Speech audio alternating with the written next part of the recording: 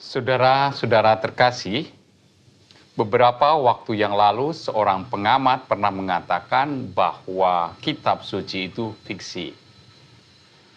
Kita semua tentu kaget karena fiksi dalam pengertian kita adalah suatu hayalan yang tidak berdasarkan fakta. Dengan demikian, jika kitab suci disebut fiksi, itu artinya kitab suci ditulis bukan berdasarkan fakta-fakta yang terjadi, tetapi hanya suatu imajinasi penulis. Itu tidak beda dengan novel-novel yang sering kita baca. Hari ini kita mendengar bahwa dalam pembukaannya, Santo Lukas, salah seorang penulis Injil, menulis demikian.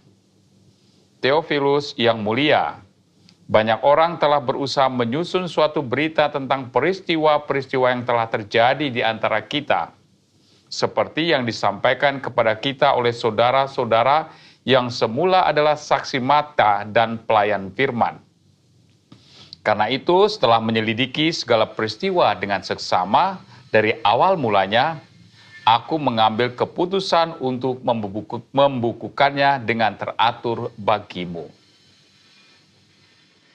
Dengan kata pembukaan yang demikian, Santo Lukas mau mengatakan bahwa apa yang tertulis dalam Injil bukanlah suatu dongeng, bukan suatu hayalan atau imajinasi Santo Lukas.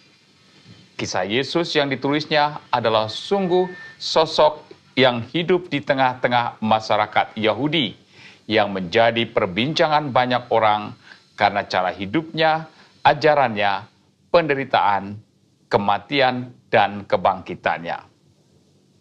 Seluruh hidup dan kepribadian Yesus menjadi suatu yang membuat banyak orang membicarakannya. Dan bagi mereka yang percaya, Yesus sungguh diimani sebagai Allah yang menjadi manusia. Kenyataan-kenyataan inilah yang menggerakkan Santo Lukas mengadakan penyelidikan, mengumpulkan data-data, dan kemudian menulis kisah Yesus dalam Injilnya. Ada rasa ketertarikan luar biasa yang menggerakkannya untuk mengetahui dan mengenal Yesus secara saksama. Pada akhirnya, setelah penelusuran yang panjang, ia mengimani Yesus sebagai Allah yang menjadi manusia, dan karena itu ia juga mau membagikan kisah ini bagi banyak orang, supaya semakin banyak orang percaya kepada Yesus. Saat ini, keinginan untuk mendalami hidup keagamaan juga meningkat.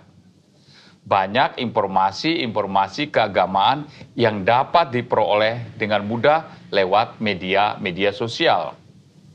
Informasi-informasi itu terkadang bertentangan satu dengan yang lain, bahkan tidak jarang saling menyalahkan satu dengan yang lain. Dan tentu saja itu membuat banyak orang menjadi bingung. Untuk itu dibutuhkan kecermatan dalam menilai, keterbukaan dan keheningan dalam menerima bimbingan Allah sendiri. Apa yang dilakukan oleh Santo Lukas untuk mengenal Yesus dan mewartakannya, kiranya juga menjadi bagian dari hidup kita dalam beriman kepada Yesus. Mari kita gunakan akal kita, pikiran kita, hati kita, dan juga tidak pernah melupakan ajaran-ajaran resmi gereja yang diberikan kepada kita.